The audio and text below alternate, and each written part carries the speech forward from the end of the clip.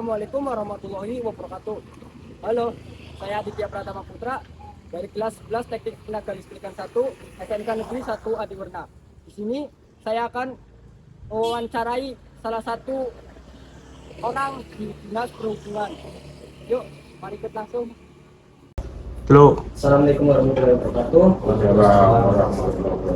Selamat pagi Pak. Sebelumnya, perkenalkan nama saya Aditya Pratama Putra. Saya dari SMK Negeri 1 Adiwerna, jurusan Teknik Tenaga Listrikan. Di sini saya izin untuk mewawancarai bapak-bapak sekalian tentang Dinas Perhubungan. Mungkin banyak teman-teman atau masyarakat yang belum tahu apa itu Dinas Perhubungan. Boleh Bapak jelaskan sebelumnya? Apakah boleh Bapak memperkenalkan diri terlebih dahulu dan bidang apa Bapak yang digelutinya? Jadi perkenalkan, nama saya Agil Suprayudi, biasanya dipanggil itu Mas Agil gitu ya. Mungkin masih kelihatan lebih muda atau memang. Jadi saya adalah kasih angkutan dan terminal, yang mana saya membawai beberapa tupoksi. Yang pertama adalah urusan angkutan sungai dan penyeberangan yang ada di Waduk Jajokan. Kemudian urusan angkutan jalan, yang mana ada angkutan pedesaan, angkutan perkotaan, angkutan pariwisata, angkutan antar kota antar provinsi, elok dan lain sebagainya. Dan yang ketiga adalah membawai terkait dengan masalah terminal, yang mana mungkin di salah satu Adiwerna itu ada terminal sipil, kemudian ada terminal Salam, terminal Yemani, Maribaya, Koronengan dan Rayaman. Itu secara garis besar adalah kewenangan saya. Kemudian ini adalah Pak Ubay, ini adalah Pak Hasanuddin, ya. Ini yang membawai terkait dengan masalah umum dan kepegawaian. Nah, dalam konteks membuat video seperti ini kan ini termasuk masalah umum ya. Jadi ini adalah Pak Ubay yang kepegawaian. Terus selanjutnya ada Dinas Perhubungan, ini program kerjanya apa saja sih Pak? Program kerja ya. Tadi seperti dijelaskan di awal terkait dengan susunan organisasi yang ada di Dinas Perhubungan. Itu kan ada tiga bidang ya. Kalau di sekretariat bidangnya umum ya, 3 bidang teknis. Yang mana program kerjanya yang pertama adalah terkait dengan pemenuhan perlengkapan dan prasarana jalan. Pemenuhan itu seperti apa gitu ya. Jadi manakala kita lewat suatu ruas jalan, tentunya kita membutuhkan perlengkapan jalan. Kalau malam hari mungkin kita butuh penerangan jalan. Kalau siang hari kita butuh seperti marka jalan, rambu lalu lintas, apil, traffic light, warning light dan sebagainya untuk keselamatan perjalanan seseorang. Kemudian kalau kita melewati jalan rel kereta api, kita membutuhkan apa? Pengamanan perlintasan sebidang kereta api, ya, supaya masyarakat itu bisa bertransportasi secara aman dan nyaman. Kemudian program kerja yang lain terkait dengan konektivitas, yaitu kita menyediakan angkutan umum pedesaan, perkotaan, terminal, angkutan sungai dan penyeberangan untuk keperluan pariwisata dan lain sebagainya. Kemudian untuk masalah perparkiran, ya, kita kan berarti itu terkait dengan sektor perparkiran kaitannya dengan pendapatan asli daerah untuk menopang pembangunan yang ada di Kabupaten Tegal. Itulah mungkin secara garis besar program kerja Dinas Perhubungan.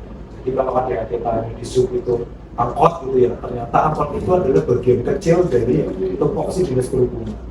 Di dalamnya itu banyak sekali masyarakat yang sudah disebut. Terus untuk saya kan jurusan Teknik Tenaga Listrikan di SMK. Apakah dapat bergabung ke Dinas Perhubungan ini? Kalau masalah bergabung nanti namanya Pak Ubay ya. Jadi kalau bergabung itu kan kalau magang itu biasanya kita tidak ada yang kita tolak ya Pak ya. Karena mungkin itu juga program kerja dari sekolah. Kemudian program kerja dari sekolah bergabung ada suratnya ya, kita tentunya kita welcome gitu ya. Tapi kalau bergabung dalam konteks menjadi pegawai atau menjadi karyawan tetap, ini kita ada mekanisme yang harus ditempuh, yaitu melalui pemerintah daerah, dalam hal ini yang berwenang adalah Badan Kepegawaian Daerah. Kalau misalkan di sana ada formasinya, gitu ya, ada formasi itu apa? Jadi misalkan dari SDM Listrik ada formasi nih di Dinas Perhubungan. Formasi sebagai apa? PNS, CPNS, atau P3K. Tentunya sah-sah aja kalau yang bergabung, tetapi bukan langsung bergabung, harus melalui tahapan-tahapan proses seleksi. nanti kita tinggal menerima saja di sini penanganannya seperti apa. Tentunya kan sudah proses sudah kompeten lah seperti itu. Terus bagaimana proses penerimaan dan seleksi untuk lowongan kerja di dinas perhubungan? Lowongan ini ya, lowongan kerja untuk lowongan kerja yang ada di dinas perhubungan sejak tahun 2021 ini kita ada instruksi terkait dengan pengendalian tenaga non ASN, yang mana tidak ada lowongan di dinas perhubungan tiba-tiba menyimpan ada lowongan perekrutan. Jadi lowongan yang ada di dinas perhubungan itu selalu melalui pemerintah daerah selagi ada formasi dan selagi sudah diizinkan oleh dalam hal ini DKP ataupun PKN. Mekanismenya tadi melalui seleksi, kemudian melalui proses penerimaan tes dan lain sebagainya. Kalau sekiranya dinyatakan lulus, ya nanti kita terima. Kalau sudah ada SK-nya, kemudian kita buat SPP dan lain sebagainya. Nanti mungkin bekerja. Nah dalam hal ini kata adik-adik lulusan atau mungkin sedang menjalani pendidikan masalah kelistrikan, yang mungkin lebih ininya berarti di bidang penasaran kelengkapan jalan, baik itu mengurusi PJU dan juga mengurusi terkait dengan alat pemberi isyarat lalu lintas terkait dengan listrik lah. Kalau di sekretariat mungkin ya katakan dengan masalah listrik gitu ya. Terus apakah ada program pelatihan atau program yang tersedia bagi karyawan yang berdirektur? Karyawan yang baru direkrut itu misalkan sudah lulus tes, kemudian sudah jadi pegawai di sini. Nah, kami itu memang di sekretariat ada yang namanya pendidikan dan pelatihan bagi sarana prasarana aparatur ya, yang mana setiap aparatur itu dituntut untuk selalu mengembangkan kompetensi dan profesionalismenya gitu ya.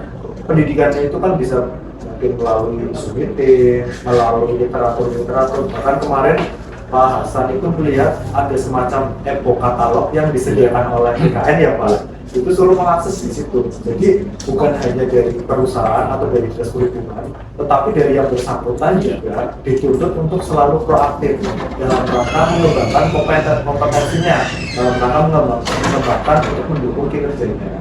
Jadi memang ya itu wajib bagi personal masing-masing gitu Pak. Syukur-syukur sih mungkin ya ada penyediaan khusus ya Pak, seperti diklat barang-barang dan sebagainya. Terus bagaimana sih cara seseorang mengajukan lamaran untuk bekerja di Disub dan apa tips yang bisa Bapak berikan kepada calon pelamar? Baik, saya lanjut ya. Terkait dengan masalah tips bagaimana mengajukan diri sebelumnya, mungkin pertanyaan sama dengan tadi pertanyaan sebelumnya. Jadi yang pertama adik-adik harus semangat. Karena saya tanya, cita-citanya apa? Jika saya ingin menjadi pemain sepak bola sih Pak. Kalau Mas Adit ya namanya ya, Mas Adit pengen jadi pemain sepak bola, ya pastikan berarti punya passion terkait dengan persepak bolaan.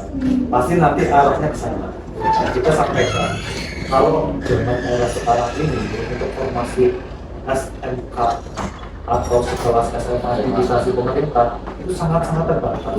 Jadi minimal itu kalau pengen jadi P3K atau pengen jadi PNS itu minimalnya ada diploma 3. Dan terus sekolahnya di mana nih kalau bisa di perhubungan, ya kan? Sekolahnya itu dekat kok, ada di Politeknik Keselamatan Transportasi Jalan, itu di Tegal ya. Kemudian ada di Bekasi ya, PTDI Politeknik Transportasi Daerah Indonesia, STT di Bekasi. Pak, terima kasih telah memberikan kesempatan saya untuk mewawancari Bapak-bapak sekalian. Sama-sama. Dan terima kasih, mohon maaf sekali telah mengganggu waktu kerja Bapak. Saya akhiri, wassalamualaikum warahmatullahi wabarakatuh. Ini semangat ya. Semangat, itu niat ya. Teman kok, hashtag Pak DB.